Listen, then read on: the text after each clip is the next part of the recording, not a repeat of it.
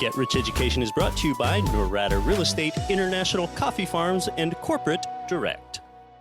Garrett Sutton here, Robert Kiyosaki's asset protection attorney and the author of Loopholes of Real Estate. As an American or foreign-based investor in U.S. real estate, you know we are a litigious society. You know that you need to protect your real estate and paper asset holdings with the right mix of LLCs and corporations. My firm, Corporate Direct, not only forms these entities, but importantly, we properly maintain them too.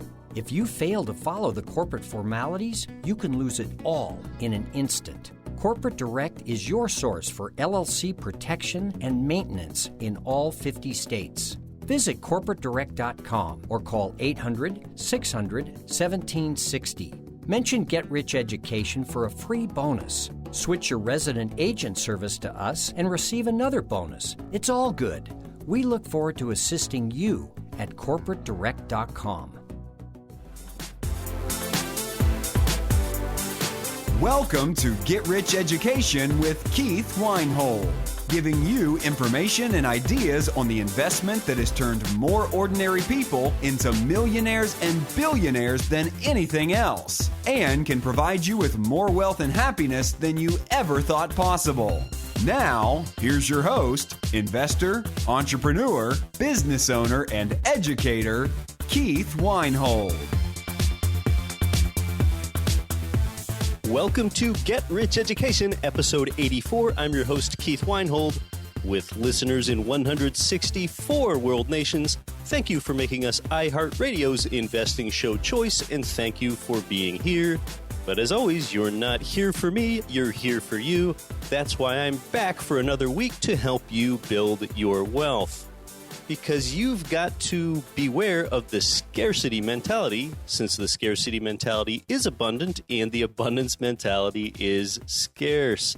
Our guest today is Robert Kiyosaki, the very well-known Rich Dad, Poor Dad author. In fact, he is the #1 selling personal finance author of all time, and his thoughts have had more influence on this show and the way that I think about investing than any other person on earth, okay? Now, of course, that doesn't mean I agree with everything that he says, just like I don't agree with everything that anyone says. To me, it is just a really special honor to have him on with me today. My interview with Mr. Kiyosaki is coming up shortly. You know, he's been an influencer on me to the degree that I say some of the things I've said for 84 straight weeks here now, okay? Like, don't save money for the long term. Yeah, that's right. Don't save money for the long term. It does not pay to be a saver. It hasn't for years and years. I mean, really for about 2 generations, ever since President Nixon took us off the gold standard in 1971. Okay, instead, only save for the short term and invest that chunk in a cash flowing asset that pays you every month, because we don't want to save, we want to invest, okay? Inflation exceeds savings rate, which diminishes your purchasing power and in turn steals away your prosperity, all right? Now, some people say that they're investors because they're saving in a 401k or an IRA. Oh, jeez. Saving money in a 401k, see, that is saving for the long term. I wouldn't do that, and I don't do that because I would rather create wealth, okay? Look, an investment is something that pays you every month. You don't instead pay it every month. Well, you have to pay your 401k every month. That's why it's the direct opposite of a sound investment, okay? Well, now, some are going to say, well, there's tax efficiency in the 401k, okay? Well, yeah, but probably less tax efficiency than there is with investment real estate or direct investing in oil and gas wells, okay? See, that critic is missing the point, and you don't let the tax tail wag the dog anyway. Returns, rates of return matter more than taxes, and you know what stage of life you receive your returns in, that means even more, and most people really overlook that last one, okay? The real tragedy really is that people celebrate the 401k as a tax deferral plan. And what it really is a life deferral plan. You're deferring what you could do with that money until you're in your 60s or later, which is when you start drawing down your 401k. Well, you're deferring your monetary fueled ambitions, opportunities, travel, hobbies, your own children, okay? You're deferring whatever you would want to spend that money on. You're deferring life just so that you could defer tax. Well, if you're a Get Rich Education listener, well, then you're not, okay? A 401k is a life deferral plan. Now, I've said that on other shows. If you get a one-to-one match from an employer, well, maybe that you would want to take that in your 401k, okay? That's a 100% return. Otherwise, I implore you to quit deferring life and paying into a vehicle when instead you could have cash flowing real estate. Now that's a vehicle that pays you every month, and see, it pays you in young age, in middle age, and in old age. Now that is far superior to a scarcity minded retirement plan. Instead, you have an investment. That is a lifestyle arbitrage plan. That is smart. Okay, it's not a life deferral plan like some slack-jawed 401k. And with cash flow, you're living better and you're giving better than you ever thought you could. Okay, you don't pay it, it pays you. You want to use care with the words that you use, with the words that you choose. Okay, as longtime listeners know, I don't even like the term or the phrase saving money because it reinforces a scarcity mentality, okay? Replace the words save money with get liquid, as in I want to get liquid to buy that next piece of cash flowing turnkey real estate. Okay, so don't save money, get liquid. And hey, terminology matters. Yeah, I mean, don't create a budget. Instead, create a cash flow statement. All right, basically the same thing, but a cash flow statement is more abundant. That's a more abundant phrase than some penny pinching budget. And why do the words that you use matter? Well, your thoughts become your words become your actions soon become your patterns, and your patterns develop who you are. Robert Kiyosaki's landmark book, Rich Dad, Poor Dad, is about Robert's upbringing in Hawaii and his two fathers, one rich father who was not his real father, and one poor father who was his biological father.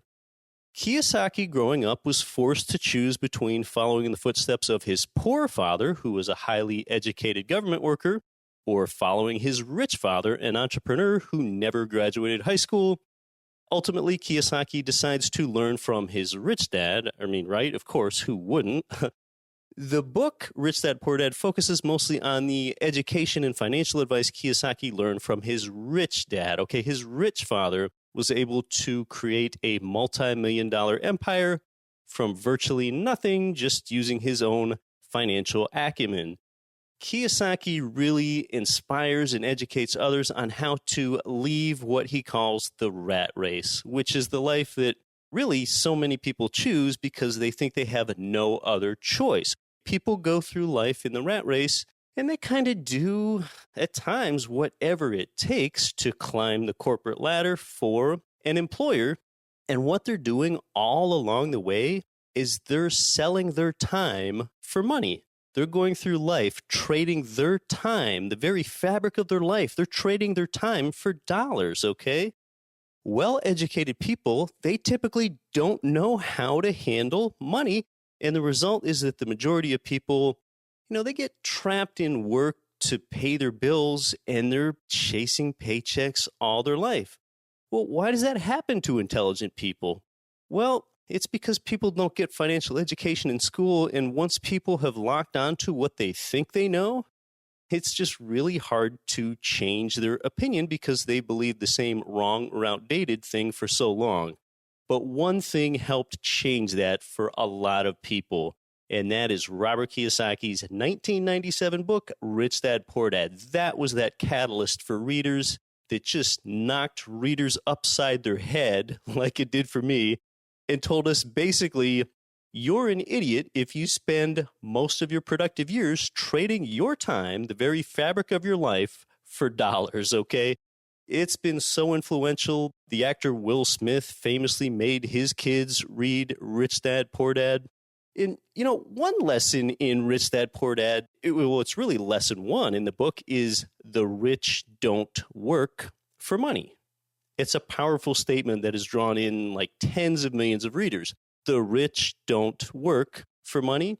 Kiyosaki's gone on to publish tons of other popular books like Cash Flow Quadrant, where he stresses that employees and small business owners are the most heavily taxed, and they're the people that have often created lives with the least discretionary time for themselves, too. You want to be over on the I side of the quadrant. I stands for investor. Robert is friends with Donald Trump. Kiyosaki and Trump have already published 2 books together, so it's kind of interesting here now that in the United States, we're on the precipice of potentially having a well-known real estate investor as president. And I sure don't take a political stance either way, but today I am going to ask Kiyosaki about his longtime friendship with Donald Trump. Robert Kiyosaki says some things that I guess are thought-provoking and even polarizing sometimes. What his comments really do is they sort of antagonize conventional wisdom, I guess is the best way I can say it. But you know what some of Kiyosaki's comments and quotes are above all, perhaps, is that they're just plain memorable. And I love some of these, which were really paradigm breakers for a lot of people when they first heard Kiyosaki say them. I'm just going to focus on 3 here, okay? 3 things Kiyosaki says. Number 1 is your house is not an asset. Number 2, savers are losers, debtors are winners. And number 3, and it is my all-time favorite, don't live below your means, expand your means, okay? Let's break this down. Number 1, your house is not an asset because, again, it doesn't feed you. It doesn't pay you. You feed your house. You pay your house. Every month, you pay your house's mortgage, property taxes, insurance, maintenance, repairs, utilities. Number 2, savers are losers, debtors are winners. I already described how savers are losers, debtors are winners when you borrow for real estate like Mr. Kiyosaki and I do, okay? Our tenants pay back our debts for us while the leftover rent income, after all the expenses are paid, that's our monthly income. And at the same time, we're leveraging a capital asset. And number 3, don't live below your means, expand your means. It's not only my favorite Kiyosaki quotable of all time, but it might be the most central, I guess, sentence to Get Rich Education, which I've discussed at length on other episodes. So again, those 3 are number 1, your house is not an asset. Number 2, savers are losers, debtors are winners. And number 3, don't live below your means, expand your means. In 2002, Kiyosaki wrote a book called Rich Dad's Prophecy, where he predicted a major economic catastrophe that would occur in a year well into the future. And you know what the year of that predicted meltdown was? 2016. Yes, today. So I'm definitely going to ask him about that and see if he still thinks that that's going to come true or if he'd like to modify that prediction. Kiyosaki likes the analogy that financial education means that you are on the edge of a coin if you're well educated, because when you occupy the edge of a coin, you can see both sides and really have all of the perspectives. Today, Kiyosaki is probably best known still as the author of Rich Dad, Poor Dad, the #1 personal finance book of all time. He really challenges and changes the way that tens of millions of people around the world think about money. Today, he is an entrepreneur, educator, and investor who believes that the world needs more entrepreneurs. He still has perspectives on money and investing that contradict conventional wisdom. Robert's earned an international reputation for unfiltered straight talk, irreverence, and courage, and he's become a passionate and outspoken advocate for financial education. Robert's most recent finance book, released in January of 2015, is called Second Chance: For Your Money, Your Life, and Our World. I mentioned that Robert has also co-authored 2 of those books with Donald Trump, and a 3rd Trump Kiyosaki book is in development right now. You can learn more at richdad.com. It will be Robert Kiyosaki and I as soon as we come back. I'm your host, Keith Weinhold. This is Get Rich Education. Now, this is something exciting. Through Get Rich Education and International Coffee Farms, you can once again own your own half-acre parcels of a passive income-generating coffee farm in Panama for as little as $13,000. This farm is going to be planted with the most in-demand varietals of specialty coffee in the market today. The farms are professionally managed for you on a turnkey basis, and you own the land. It's a low-risk opportunity with an average annual return projected at 12%, and that doesn't even include potential appreciation in the value of the land. These affordable raw land offerings are available only for Get Rich Education listeners through June 30th, and then if there are any parcels left at that time, the offer is going to go public. Parcels are allocated on a first-come, first-served basis. To learn more, just send an email with your contact info to coffee@getricheducation.com. Are you looking for a roadmap to financial freedom? If so, we have a solution for you. Norada Real Estate is offering a limited number of free strategy sessions to help you get out of the rat race. Learn how you can create wealth and build monthly passive income. To set up a time with one of our knowledgeable investment counselors, simply go to noradarealestate.com. That's NORADA realestate.com. This is Rich Dad Advisor Tom Wheelwright. Listen to Get Rich Education with Keith Weinhold and don't quit your daydream.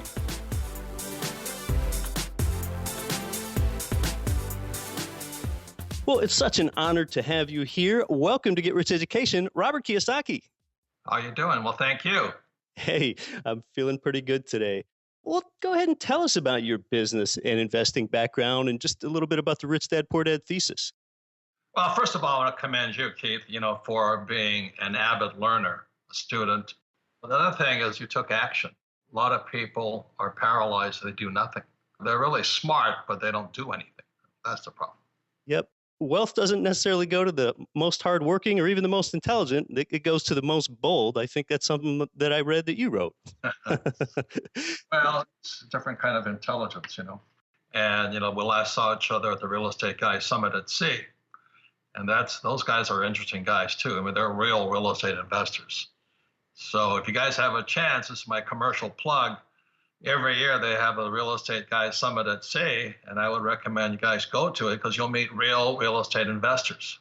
And as you know, most people many people own real estate, but they're not real estate investors. In fact, most are losers. So that's why I really got to be careful because your brain is your most important asset. And if you listen to a pack of losers, then you become just like them. So anyway, I congratulate Keith, for always investing in your education. Thank you. Your book, Rich Dad, Poor Dad, I think it gave readers kind of written words to express that internal dialogue that goes on in their head every day, that interplay between time and money and work and freedom. Tell us a little bit more about why you think Rich Dad, Poor Dad has been so influential. Well, number one is our academic system, much like our political system and our judicial system, is broken. Our academic system is still in the dark ages and is still teaching people to go to school and find a job. And today, millions of young people go to school, they get deeply in debt, student loan debt. Student loan debt is now the second largest debt in the United States. It passed credit card debt. The only debt larger than student loan debt is home mortgages. And if you read Rich Dad, Poor Dad, you know how stupid that is because I was saying, Rich Dad, Poor Dad, your house is not an asset. And I've been saying that since 1997. And then it drives most middle-class homeowners nuts because they've been told their house is an asset. And so they get deeply in debt to buy this home, which makes them not the brightest people on earth, even though they may have a PhD and whatever. So there's a lack of financial education in our academic system and in our homes, which is the real financial crisis we are in today as a nation. Now, you and Donald Trump have published multiple successful books together.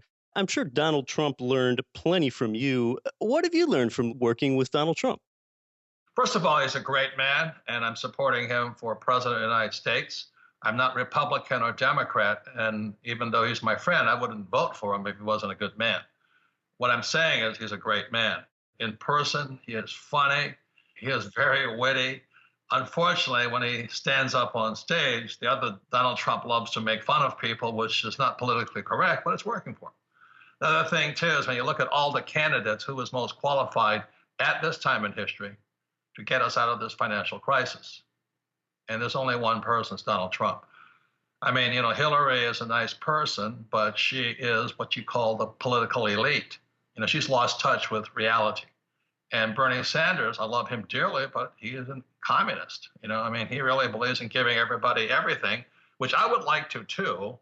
But I always heard, give a man a fish, you feed him for a day. Or as Trump says, if you deport him, you have to feed him anymore.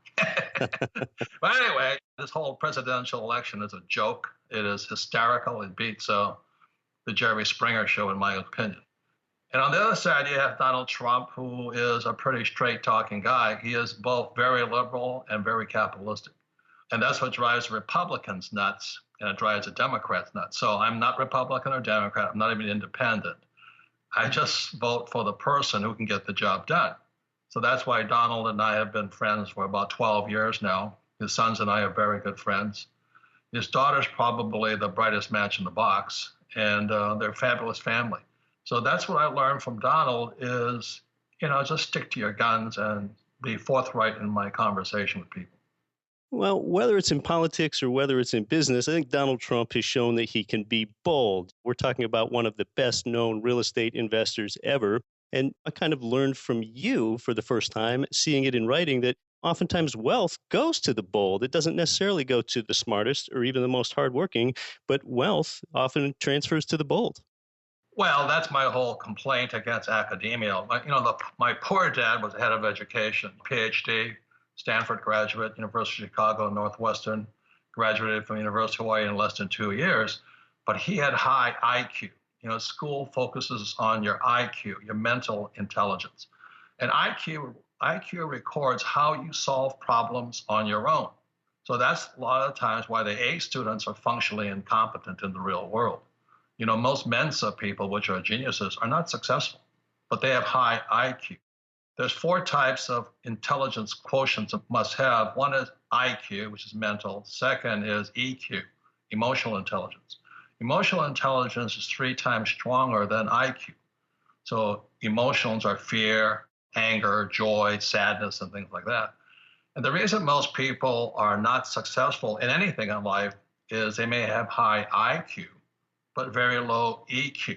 They're afraid of taking risks, and they say, when their emotions start talking, I can hear them, investing is risky. Well, it's easy for you to say because you have money. I don't have money. The rich are evil. Those are just EQ or low EQ talking.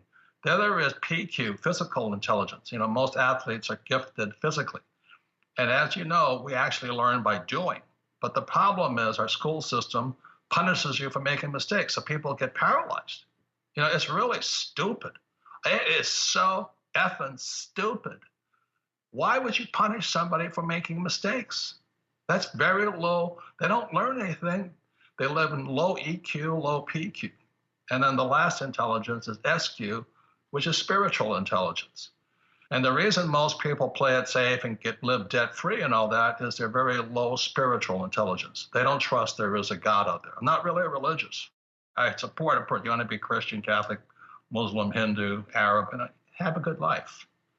But spiritual intelligence occurs when you move from the known into the unknown.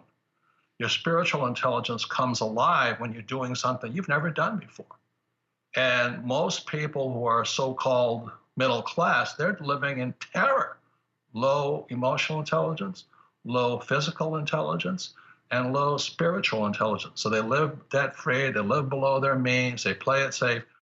The worst thing is they save money. Why would you save money when Japan lowered its interest rates? When Europe lowered its interest rates? Why would you save money? Ken McElroy, Rich Dad Advisor, we just borrowed $300 million at 2.5% interest. The banks are giving away money. But, no, I'm going to save money. So what's happening to savers or losers, which I said in Rich Dad Poor Dad? So I said, your house is not an asset. The rich don't work for money, and savers are losers. And that was in 1997, and here we are some 20 years later. It's coming true. And yet people still save money and invest in the stock market at an all-time high of 18,000. Look, sweetheart, that stock market is going to come down. The next time it comes down, I don't know if the Fed can prop it up. That means everybody who's been planning for retirement, the old guys like me, will probably have a spiritual experience. Thank you, God. What God saved me. Yeah. Well, I don't know if anything can save us. And we're talking here in 2016, and you've long predicted that there will be an economic crash in 2016. So what is it? What is it about 2016 that gives us a high propensity to have a major economic crash? I knew the crash was coming in 2016 back in 1980 because my rich dad was talking about this thing called the 401k, which, as you know, I think there's 55 million people have one today. And he was just making this prediction based upon demographics. He says, the 401k is a tax plan. That's all it is. So you put your money in so-called tax-free, but when you withdraw your money, the 401k taxes you at ordinary income. You believe that? Why would you retire on ordinary income? You got to be really stupid. But anyway, so he said there was a flaw in the law that said at 70 and a half, baby boomers, which is the first generation to have a 401k, must start withdrawing at 70 and a half. That's 2016. So what's going to happen? You have, let's say, 50 million people in America of 300 million. They're going to start withdrawing their money. So it's pure demographics. If the money's coming out of the market and people are going for capital gains, which means the price of stocks will go up, they ain't going to go up. And then when emotions kick in, which is EQ, they're going to start yanking their money out at high speed. So it was very easy back 16, 17 years ago to predict that 2016 was a year. I also predicted that terrorism would increase. And today we have ISIS threatening the world. I didn't think it was going to be this bad, though. So I see the prediction of 2016 will probably be stalled for a couple of years, but it will come down before 2020. Well, how bad do you think it's going to get? I mean, what does an economic crash actually look like? How bad will it get? I always say there's three sides to a coin: heads, tails, and the edge of the coin. I rather stay on the edge. Intelligence is found on the edge. So for some people, it's going to be bad, but for me, it's going to be great. During the real estate crash started in January of 2007. Ken McElroy, Kim, and I were standing on the side. When the crash came, then we went in 2009, and we started buying probably $1 billion worth of real estate. So crashes are wonderful, just absolutely wonderful. But if you're high IQ and low EQ, crashes are terrible. So that's really kind of I'd rather be on the side of the rich than the middle class. That's what I'm saying. Yeah, the 2007 real estate crash is something that I actually profited from as well. In fact, you famously say that you've lost money in business, but you've actually never lost money in real estate. So anything else around real estate investing that keeps you from taking a loss? Well, real estate is pretty simple because there is actually a physical structure. It's either land or a built, sticks and bricks. Whereas a business is based upon people, especially today. And, today people are as untrustworthy as they come. They're nice people, they're pleasant to you. But most of them have no business skill at all, but they think they're Donald Trump or something, So I've got to talk to what I call village idiots all day long. Well, I'm a techie. I'm going, yeah, what do you know about this? I'm a techie. And they got their apps and all this stuff, but they really don't know the fundamentals of business. So they're, the cash flow quadrants, there's employee, self-employed, and then there's big business and investors. And most people are E's and S's thinking they're B's and I's. And you're not going to talk to these idiots all day long. I'm sitting there going, you guys don't know anything about business, but I'm a techie. I make a lot of money on the web. I'm going, but you're a techie. That's all you are. Oh. And, for me, I always say business is a team sport. They don't have a team. They're S's. And S's, self-employed, small business, or specialists like doctors, lawyers, and techies, they think differently than big business owners and investors. Most techies have no team. Most techies hang out with other techies. Do you know what I mean? I hang out with my accountants and my attorneys, my marketing guys, Ken McElroy, and I hang out with a different team. And most techies and attorneys and doctors, they hang out with other attorneys, techies, and doctors. That's why they're not that smart. If you are the average of the 5 people that you spend the most time with, you've got a pretty amazing 5 there. Yeah, and most people hang out with brokers, like stockbrokers, real estate brokers, and insurance brokers. And as Rich had always said, brokers are broker than you are. They're E's and S's. And you take advice from these guys. Very interesting. If one has some disposable equity, maybe $10,000, maybe the best thing for them to do is invest in their education. But once they've invested in their education, what might be a good place for someone to stash, say, $100,000 today? $100,000 with quantitative easing going on and in negative interest rates, man, I would get rid of that stuff as fast as I can. You see, the problem is most people think saving money and investing money, just putting it somewhere, it's going to grow up.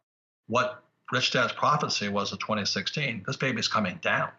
I just read Mohammed El-Arian, who was with PIMCO, and he's on the President Obama's Committee on Financial Education. He says that the whole world economy is coming down in less than 3 years. So in economics, it's called a T-junction. We cannot keep bullying people any longer. So 2016 was fairly accurate. It's coming down right now.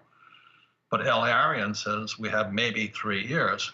And it all depends upon, can the Fed and the central banks like Bank of Japan and the ECB, European central banks, and the Bank of China, can they keep the charade going? So to ask me what should I do with $100,000 means you better study the world economy and get some information. You remember on the real estate guy's cruise, my whole thing was we were studying Rickards, who's at the new case for gold. And he says the same thing that El-Arian is saying, and the same thing that Ed Griffin is saying, is that the dollar is corrupt. You're hanging on to $100,000. You got to be nuts. You have got to be the most ignorant person on earth, not paying attention to what's going on. So that's why what Rickard said in his book, The New Case for Gold, is when the central banks collapse, which is what El-Arian is saying, they're going to have to kick it up to the IMF and the World Bank. See, we're going to a new form of currency, and it's called SDR, special drawing rights. So that's why I did that talk at the real estate guy's cruise, is you have to understand the problem is our currency. The dollar cash is trash. So why would you hang on to $100,000? I'd figure out as fast a way as I could place it. So that's what I'm doing. But that includes, I have to understand the world economy also. If you're saving money, going to school, investing for the long term in the stock market, buying a house and getting out of debt, you're the village idiot today. That's not it. That's high. That may be high IQ from 30 years ago, but it's low EQ. It takes EQ, emotional intelligence, to actually take action and make changes. But most people cannot get rid of those stupid words in their heads. Save money and invest for the long term in the stock market. Buy a house because your house is an asset. If you don't get rid of those words in your head, you'll probably be a victim in the next few years. Yeah, saving money for the long term, it really didn't make sense when you published the book in 1997, and it probably makes even less sense today when interest rates are even lower. Did you remember what Rickard said in The New Case for Gold? The central banks are gone. That's what El-Arian is saying. In other words, the monetary system is coming down. And people go, what does that mean? Well, that's why you understand debt, which is why I like real estate. And that's why I understand gold and oil and silver. Look at oil. It's so low. I'm buying more of it today because it is low. Everybody else is getting out of oil. It's really low EQ, not high IQ. How do you think one can best hedge themselves against the crash that's coming shortly? What are some of the things that one can do? I would read James Rickard's books, The New Case for Gold. It's not about gold, it's about the world economy. You have to understand how the long bond operates. They suppress interest rates because they want you to borrow money. You see, debt is money. That's why I love real estate. I don't like real estate, I like debt. And the more money I borrow, the less tax I pay. That's smart to me. But to put money in a 401k or an IRA when the stock market is an all-time high, you've got to be a village idiot right now. And, you know, I know Alaska is based upon oil. You have that slush fund that keeps all Alaskans in this false sense of security. But right now, you know, that slush fund only makes Alaskans poor because they get more stupid. You know, as Donald Trump says, if you give a man a fish, you feed him for a day. But if you deport him, you don't have to feed him anymore. And what's going to happen for most people is when that slush fund money quits, That's when they're going to find out what happens. And to me, that's good news because I'm going to buy more oil because my whole background is oil. I work for Standard Oil, John D. Rockefeller. And you see, oil is the money of the world, not gold. You know, we're still fighting in Mosul. ISIS is in Mosul. Mosul was in a country called Mesopotamia. It's called Iraq today. What's his name? Saddam Hussein made the tragic mistake. In 1999, the euro came into existence. In 2000, Saddam said, hey, I'm not going to trade in dollars anymore. I'm going to trade in euros.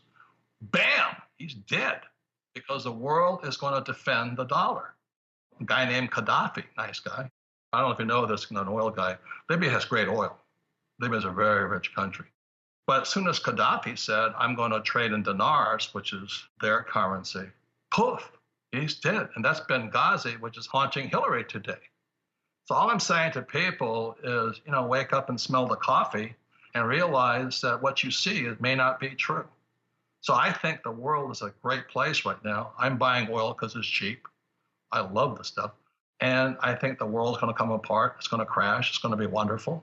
But if you have low EQ, low emotional intelligence, I'm scaring the crap out of you right now. That's right. Emotions can run high when markets are at highs and when markets are at lows. And you make more money when they crash. And oil has crashed right now. So that's why it's good news for me. I'm buying the heck out of it. I don't get richer than most Alaskans. Yep. Your opportunity cost is high if you buy when the market's high, and your opportunity's high if you buy when the market's low. But a lot of people just don't have the courage to do that because they fall back on another emotion, fear. Right. That's my lesson. So if you're going to have $100,000, you got to figure out your risk tolerance, your education, and how smart are you financially. You may have a PhD, but know nothing about money. High IQ, low EQ. Well, you and I, we've had some good investing success, and we have an opportunity to give to and serve others. So I guess if you did not have the Rich Dad Company today, you know, what kind of global problem do you think that you would try to solve? Would that be energy or the environment, education, infrastructure, healthcare, poverty? What would you try to solve? Well, I don't need the Rich Dad Company anyway, because I'm a real estate guy. So I just educate people about debt, the monetary system, and all that. I would do it with or without the Rich Dad Company. In Rich Dad, Poor Dad, Lesson 1, the rich don't work for money. Lesson 1. That's Lesson 1. I don't work for money. I have assets. As I said to you, as the interest rates kept coming down, I started investing in real estate when it was 18%, 16%, 12%, 9%. Today it's 2.5%. Why aren't people borrowing money? Because they're afraid. You know, they don't know a good deal from a bad deal. So what I'm trying to say to people is, unfortunately, in the next few years, I'm afraid to say millions of people with high IQs and low EQs are going to get wiped out. But it's a good time for those with high EQ. It takes a higher financial IQ to really distinguish the difference between good debt and bad debt. I like to say that with good debt, with real estate money tied to a long-term mortgage in a sustainable market where you're going to have tenants that pay the rent, you have the ability to outsource every bit of your debt to tenants as long as your property is one that creates cash flow. Every bit of that debt is outsourced. That's financial intelligence with debt. Yeah, so what? So get more of it. Now, that's what I'm saying. You should go on the real estate guy's cruise. You know, I'm trying to tell you the problem isn't anything but our monetary system. It's not fiscal, it's monetary. And the average guy doesn't know what that means. You know, they went to school and got economics, but they don't understand the difference between monetary and fiscal policies. Our monetary policies are coming apart. And that's why I had you guys study Ricker's book, The New Case for Money, and what is helicopter money. And the average person doesn't know. They sit there getting their PhD, sitting in Starbucks and investing for the long term in the stock market because the stock market is at all-time highs. And they're saving money. Those are the village idiots today. Oil is at all-time lows. I remember oil when it was like $1 a barrel or something. I hope it goes lower. I'm going to buy more of it. It's a different mentality because I have EQ, although as a village idiot in school, I have low IQ. Understand the world economic system right now. That's all I'm saying. It's not about real estate.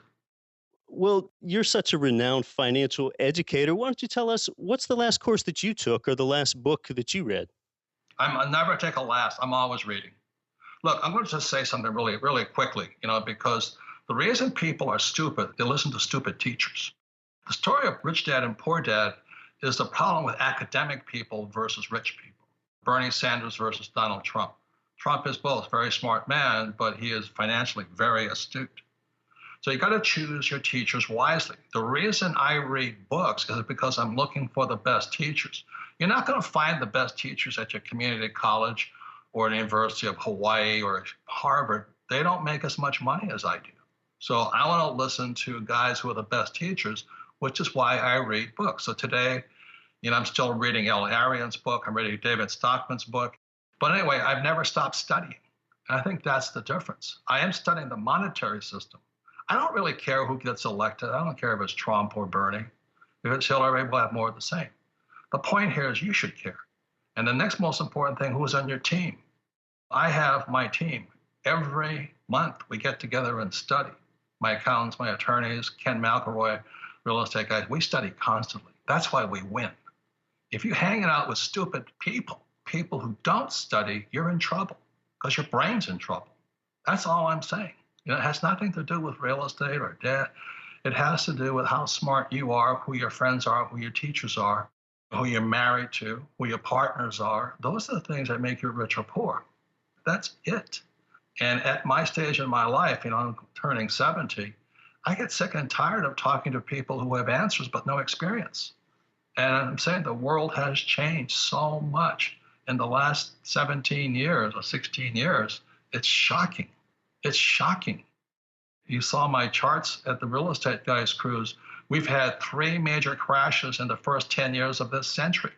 2 stock market crashes, starting with the dot-com crash, and then 1 real estate crash. And yet people are still saving money and investing for the long term in the stock market, going back to college, getting out of debt when everything has changed. So that's why I had you guys study Rickards' article, The New Case for Gold, so you understand that, and same as L. Arian is saying, is the central banks are out of tricks. They can't save it anymore. So they're going to push it up. That's what Rickard was saying. They're going to push it up to the IMF and the World Bank. And then I'm going to have more chaos. I don't know which way it's going to go, but I want to watch when they do that. Yeah, so maybe an investor's wise to go ahead and align their interests with what the Fed is doing. Even if they don't agree with what the Fed is doing, if they introduce another quantitative easing cycle, that's something that would push up inflation and make someone that bought some gold be in a better position. Look, everything's manipulated. Our elections are rigged. That's what Donald was saying. That's why gold is rigged. That's what Rickards was saying.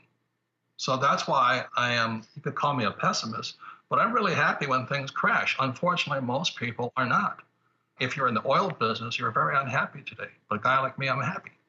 And you understand there's always 3 sides to a coin, heads, tails, and the edge. And my job is fundamentally to tell you, smell some coffee, stand on the edge, and look at the good and bad of something. That's all I'm doing. Stand on the edge of that coin so that you can see both sides. Or as we're kind of winding down here, Robert, is there anything that I should have asked you that I didn't that you want to tell the Get Rich Education listeners? No, you've done a very good job. You're a very strong young man. And I'm really quite disturbed about is the younger generation is not as strong. They may be smarter, but they're less EQ. In school, they give everybody a trophy, everybody wins, and nobody gets hurt. I just got sued for sexual harassment. I'm going, what? I just did something. I was like, what? Yeah, you did something bad. And I go, what kind of world do we live in? Then you go to court, the court system is completely busted. And the school system's busted. We can't get anything done in Washington. And so all I'm saying is we need more EQ. We need more emotional intelligence today. If we come with this elevator ride, when the elevator starts heading down, every individual needs to toughen up and go, okay, this is good. I'm losing my job. This is good. Market's crashing. This is good. My dollar is worthless. This is good. It is how I think, because I was a Marine pilot in Vietnam. We were taught to fly my aircraft with or without an engine. That's EQ. I don't care if the engine's on or off. I really don't give a crap because I can fly it. And so my message to everybody is, look, we're coming down big time. If you think what you did yesterday is going to work for tomorrow, it may, but it may not also. So that's why education needs to go to a higher level and study the monetary system. That's why on the Real Estate Guys Cruise, I had you study The New Case for Gold by Rickards, because he says the central banks are out of bullets. L. Arian, who's PIMCO, he's saying the same thing. He says we have less than 3 years. That's L-Arian. He says, we're at a T-junction. T-junction means end of the road. We cannot keep doing what we're doing. So when I speak harshly and I speak strongly to young people like you, I'm just trying to tell you, don't be like your parents. Don't be sitting there hoping to play golf or go moose hunting. This baby is going to change, and we're coming into the biggest changes of all next few years. For most people with high IQ but low EQ, it's bad news. For those with strong EQ, it's great news. That's the difference. Well, we sure got some wisdom and some motivation on how we can act to better ourselves. Robert, how can our listeners find out more about you? Well, you can go to richdad.com. We have a lot of programs out there for people online and stuff like this. We have a real estate course coming up taught by the real estate guys and all this. But I am purely into education because my mind, my emotions, my spirit, my health, they're more important to me than money. So I have more than enough money, not because I went to college, but because I took courses, 3-day courses, 3-day courses, 3-day courses. And I look at my college graduate friends today, my friends with PhDs and MBAs. They're retired with IRAs and stuff like this, but I kick their butt every single day in the markets because I don't invest for the long term and I like crashes. If you can get that mindset, you've learned your lesson today. And I would study Rickard's book, The New Case for Gold. I'm not a gold bug. He just explains why the monetary system is corrupted. And L-Arian of PIMCO is saying the same thing. We're at a T-junction, the end of the road, less than 3 years. He said this in 2016. My rich dad said this in 1980. We're here today. So it's time to get up, go to Starbucks, smell some coffee, and have a good time. But when the elevator ride goes down, it's going to be a good time for those with high EQ. Thanks. And the reason I respect Keith, he's a very strong, smart, bright young man. He can take criticism from a guy like me. Thanks so much, Robert. Oh, thank you. All right, well, there it was. And you know what? The show where a guest gave me the most praise and the show where the guest gave me the most criticism were probably in the same episode, and that was right here today. Like I said, you never know what you're going to get with Mr. Kiyosaki, and that's why people listen to him, me included.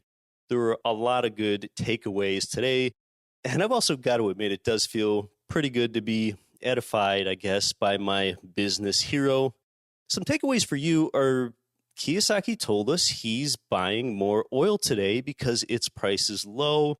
It's kind of like the Rothschild dictum, the time to buy is when there's blood in the streets. I mean, oil is up off the trough, but you can still buy oil quite low. And when you buy low, it's just simply hard to lose money.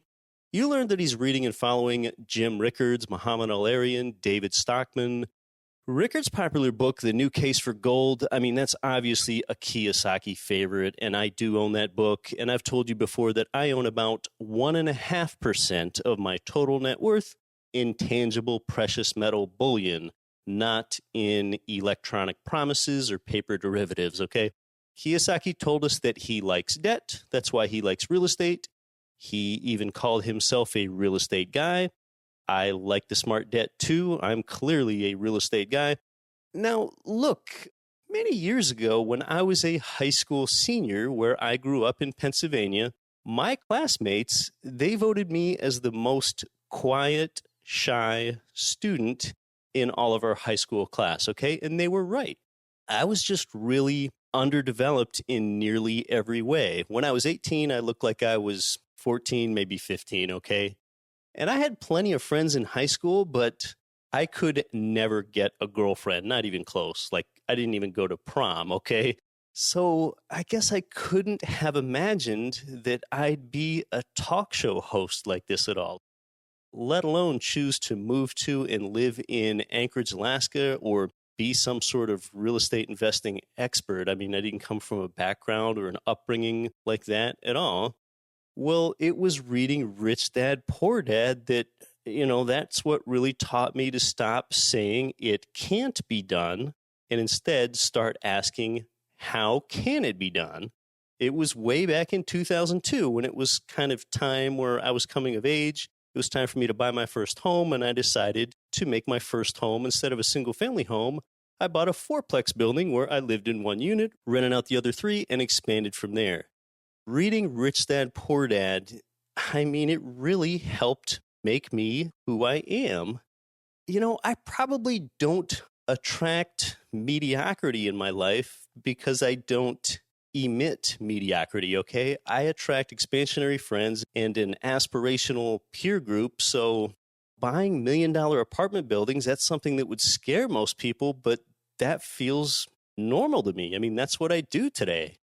Actually, you know what I'm scared of? What I'm scared of is to be like most people. I mean, that's where my fear would be. What do most people do? Most people choose to live a small life by continually making sacrifices, continuing to settle for less and settle for less and settle for less, and deciding to live below their means when they could just as easily shift those same energies into expanding their means. I don't have any interest in reading and strategizing about how I can save $20 a week by making coffee at home, rather than buying it out or some zero impact nonsense like that. Okay, that won't expand my lifestyle. I mean, what's going to give you the lifestyle that you really want for yourself? What's going to give it to you? There's a lot of answers, but I know what one answer is not. It is not drinking cheap canned coffee for a year, okay? Now, finding the next real estate deal, see, now that's what expands my lifestyle. Or seeing a great guest book with me on Get Rich Education so that I know I can help inspire you to expand your lifestyle, okay? Now, that stuff, that's not living a small life. Most people, they really don't want to live a small life, but once they get out of high school or college, that's exactly what they do. And then they'll go date a person that also learned to live a small life, and they'll eventually marry them. And then they have children that grow up thinking that they've got to live a small life too. So they live below their means. Instead, I bring you actionable content on this show so that you can expand your means. And I launched this show at an Anchorage, Alaska dining room table over a year and a half ago. And you can still go back and hear my breathing into the microphone all over the place there on episode 1. And, really at that time, I didn't know whether or not I'd really have the kind of show where Robert Kiyosaki would come on with me, or that most of his Rich Dad advisors would appear here on the show multiple times with me like they have. These guests are contributors really because they are aligned with my mission. And that is, I want to make you more successful than me, faster than me. Yes, I want to make you more successful than me, faster than me. If I can do that for you, that's a feeling greater than monetary wealth could provide me, okay? And Get Rich Education, it sure is not a big money-making show itself. I want to be big at making money for others and have a platform on which to give from, I guess. That's one way to put it. You can also check out who Get Rich Education donates to at getricheducation.com/giving, by the way.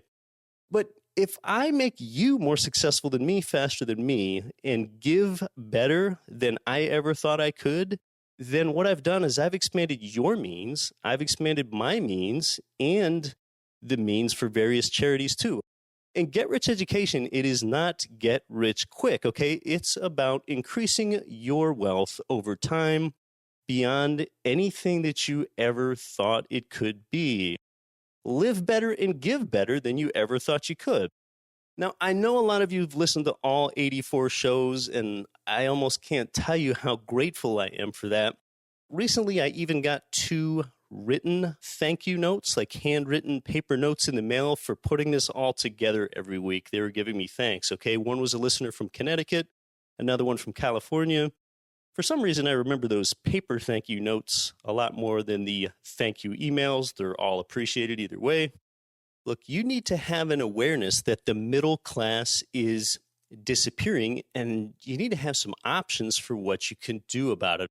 More people are being pulled down economically through the profligate monetary policy of the Federal Open Market Committee, through an inflationary mandate, artificially low interest rates, manipulated financial markets, an entitlement mentality, that's a big one, and all kinds of factors that we're basically fighting against every week here. So get passive income, and free up your time. Don't live to get paid to live.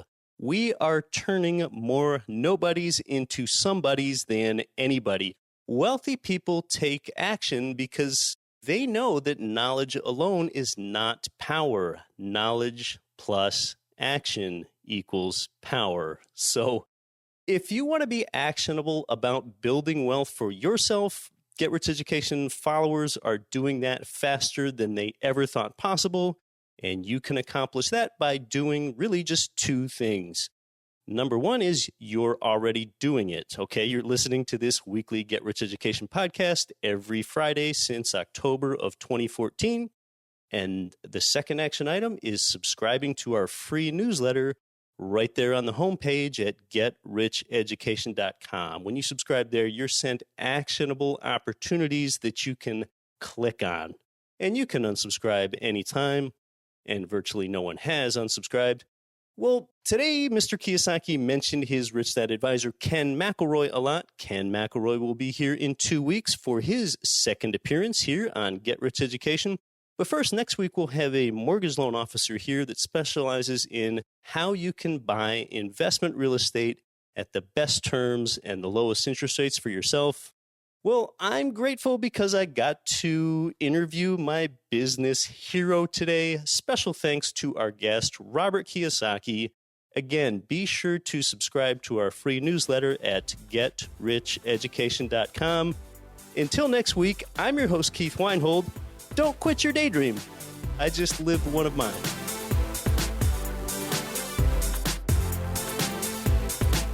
You've been listening to Get Rich Education, telling you what the wealthy won't tell you about real estate and investing.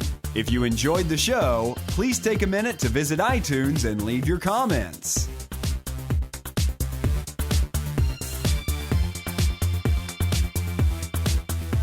Nothing on this show should be considered specific, personal, or professional advice. Please consult an appropriate tax, legal, real estate, financial, or business professional for individualized advice. Opinions of guests are their own. Information is not guaranteed. All investment strategies have the potential for profit or loss. The host is operating on behalf of Get Rich Education, LLC exclusively.